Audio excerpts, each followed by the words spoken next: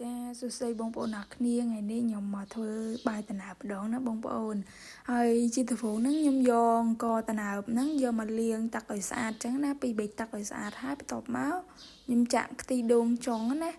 chạm ti đông trống trôi tới ở ban mà lấy thế na bông bồn mình lấy thế hai bị tọp máu dương do từ đặt kìa đầm vì trắng na bông bồn hay dương đã phơn mà là mở mà nó dương làm đã phơn khăn pe mà là mở mà này lại việc lại bàn trắng áហើយ complete លៀងស្លឹកតយដាក់ពីលើក៏តាណាប់យើងពេលយើងកំពុងដាំនឹងផងណាបងប្អូនដើម្បីឲ្យឈ្ងុយមានជាតិឈ្ងុយលឹកតយអញ្ចឹងណាហើយចាឥឡូវនឹងដល់វគ្គយើងត្រូវឌូស្ករដាក់ចូលថាយើងត្រូវកូរស្ករអញ្ចឹងណាបងប្អូនហើយបាយតាណាប់យើងឆ្អិនហ្នឹងណាយើងយកមកត្រាំទឹកហើយយើងកោសយើងដួសវា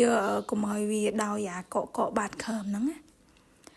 ហើយស្ករយើងហ្នឹងយើងត្រូវដាក់ខ្ទិះដូងដែរណាបងប្អូនខ្ទិះដើមណាខ្ទិះដើមហើយយើងយកមកដាំវាឲ្យពុះដាំស្ករមួយខ្ទិះដូងហ្នឹងឲ្យពុះបន្ទាប់មកយើងយកអង្គតាណាប់យើងហ្នឹងដែលយើងដួសវាយកតខាងលើហ្នឹងណាយើងដួសវាយកមកចាក់ចូលជាមួយស្ករហ្នឹងមកចាហើយយើងជ្រុំវា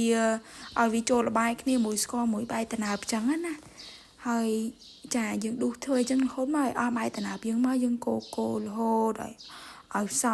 សប់ចូលគ្នាអស់ចាហើយឥឡូវហ្នឹងគឺរួចរាល់แล้วណាបងប្អូនហើយសប់ចូលគ្នាអស់ហើយមួយបាយតាណាប់ខ្ទិះដូងស្ករអីហ្នឹងចា